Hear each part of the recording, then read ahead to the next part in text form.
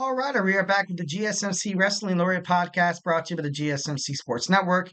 I'm your favorite wrestling fan here every Monday through Friday, 8 p.m. Pacific time, 11 p.m. Eastern time, here to talk about the greatest thing in the world, professional wrestling, all the action inside and outside of the ring, backstage curtain calls, rumors, and drama. We talk about superstar inactive statuses, injury updates. We talk about contract. We always talk about contract negotiations, extensions, and new signings. We also talk about promotions from WWE to AEW, TNA, Ring of Honor, New Japan Professional Wrestling. If it makes major news, headlines in the world of professional wrestling, we talk about it here on this show Monday through Friday at 8 p.m. Pacific time. So make sure you guys, catch the episode on the GSMC Sports Network. Just kind of reflect on what we talked about right quick. We had our WWE NXT review, and now we're going to talk about some AEW Dynamite. But of course, before we do any of that, I want to remind you guys to go ahead and hit up the tips and donations link, or hit up that super chat, whether you got a burning question or a hot take in terms of the world of professional wrestling here at the GSMC Sports Network. We are all ears. If you got something you've been dying to get off your chest, don't be shy and just drop it inside that chat box right there. Make your voice be heard. And if you really want to make sure your comment, question, or concern gets noticed on air, why not use that super chat? So, just go ahead and hit that $sign next to that chat box right there. And anything you guys put in there is going to be guaranteed to be featured on the show. Plus, it's an amazing way to keep our sports network going. Support our channel. The super chats obviously helps us keep the lights on all these amazing podcasts and these amazing podcasters who have one goal in mind, is to make sure you guys are fully consumed with the sports content that you guys love so dang much. We are super grateful for each and every one of you guys who joins us here daily on the GSMC Sports Network. Your support makes all the difference. So let's get the conversation going. Let's keep this party going. And when we make sure this show is bigger, better, and stronger than ever. Of course, if super chat not your thing, it's all good. Go ahead and hit up the tips and donations link at the GSMCpodcast.net. Shoot me your comments, questions, and concerns. Tell me what you like. Tell me what you don't like. Just remember to Superman punch that like and subscribe button to the show. Follow the show. Follow the network here at the GSMC Sports Network. We do love a lot of peace, love, and positivity, 1,010%. But of course, in terms of talking sports, it's inevitable. Disagreements are going to happen. Criticisms are going to arise, and it's all good. It's all gravy, baby. It's all good in the neighborhood. It doesn't matter. Don't be shy. Drop your thoughts, however you feel like. Inside that chat, we can have some. Then we can have some real fun, man. Let's do it. All right, AEW Dynamite. So it's Wednesday. You know what that means. AEW Dynamite is live at the Total Mortgage Arena in Bridgeport, Connecticut.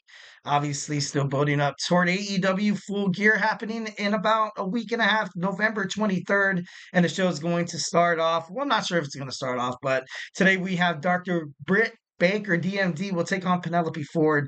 It's been 6 weeks since we've seen the doc in action. Obviously that, the little mishap with, the injury where, she was going to be in that number one contenders match to fight Mariah May for the AEW World Women's Championship. Obviously, that did not come in fruition.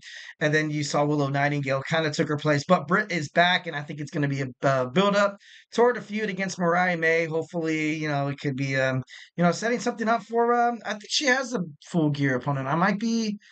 I think she does. So I might be tripping here, but going to be, building up some momentum toward their feud in the future, and it's going to be great. Obviously AEW, sorry, excuse me, wanted to have these girls go at it last month, but didn't really happen. Due to things that obviously, when injuries happen in professional wrestling, it does so much detrimental things to the storyline. It alters it. It, causes a little bit of, like a shiftiness, maybe it being altered to the point where maybe it doesn't look that great.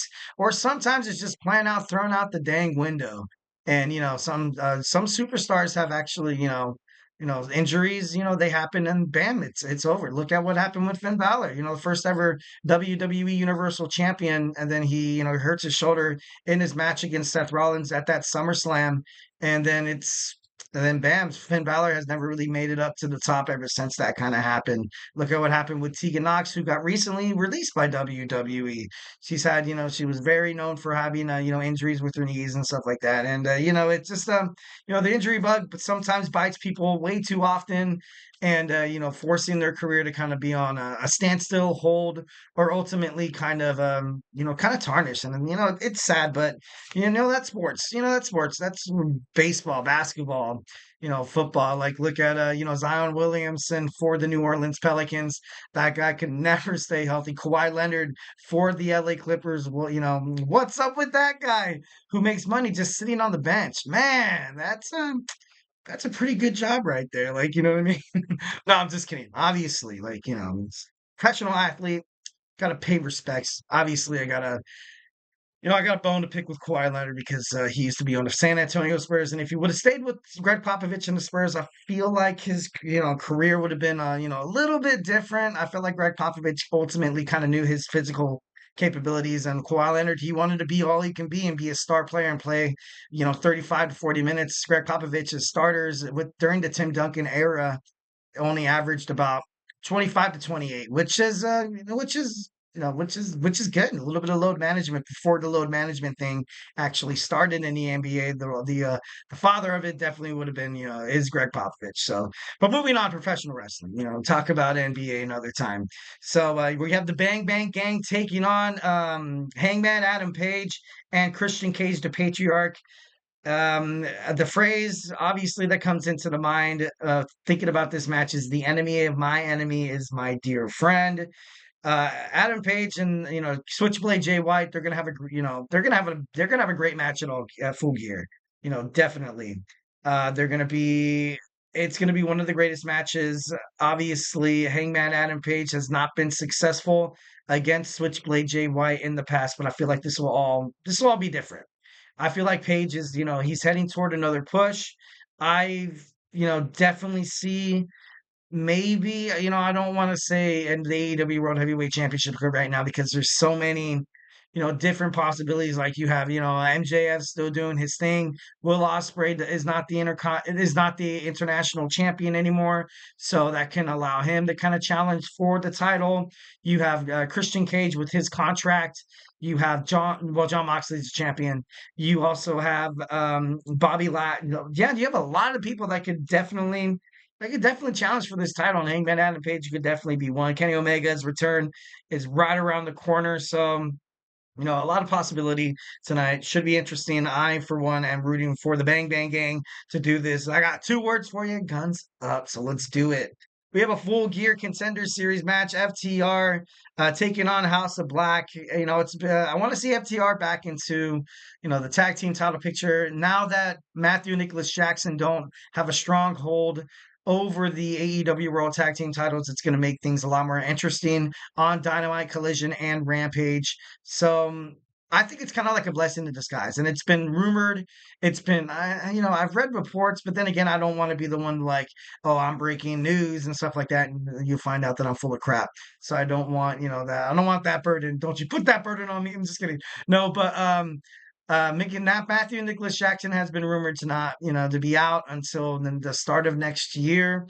So I don't, this whole elite storyline seems like it was dead in the water about 2 or 3 months ago, and now it seems like it's completely dead in the water. So it's crazy, but like I said, that's wrestling.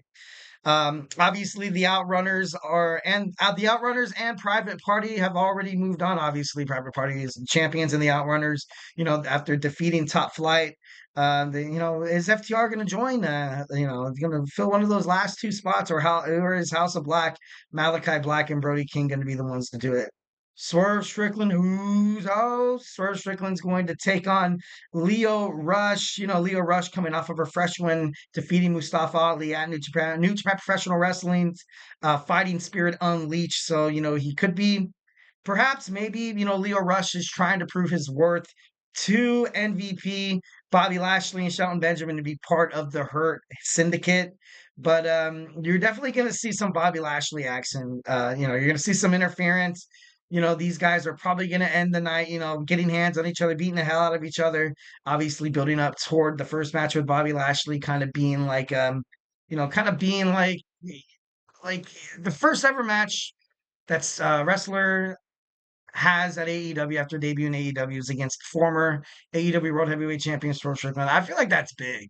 Usually that's not really heard of. I would think Bobby Lashley would at least get like a would actually at least get like a warm-up match or something like that, or at least like a smash match, or maybe he hasn't. Maybe I'm tripping, I, but I'm pretty sure he hasn't. I got to double check that. Got to fact check that. Don't quote me on that. Uh, next we have Bobby Lashley's gonna speak. He's gonna talk some trash, man. We're gonna see MVP go out there doing, he's gonna do what he does best.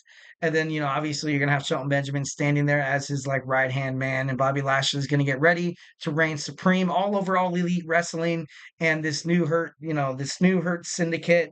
These guys they're gonna be successful, and it's gonna be, I feel like it's for the betterment of AEW. The moment Bobby Lashley, Ricochet, I feel like AEW is, maybe one or two more big stars away from actually being like, people can be, drawing in new fans. Like, obviously, the wrestling wars between All Elite Wrestling and WWE, I feel like is kind of nonsense to kind of speak about because of this new digital era in terms of, streaming services where, you don't necessarily have to be on, cable to like, back in the day with WCW and WWE. WWE was on the USA Network, and then you had WCW on Turner Television. So you had that power. You had the power of the remote.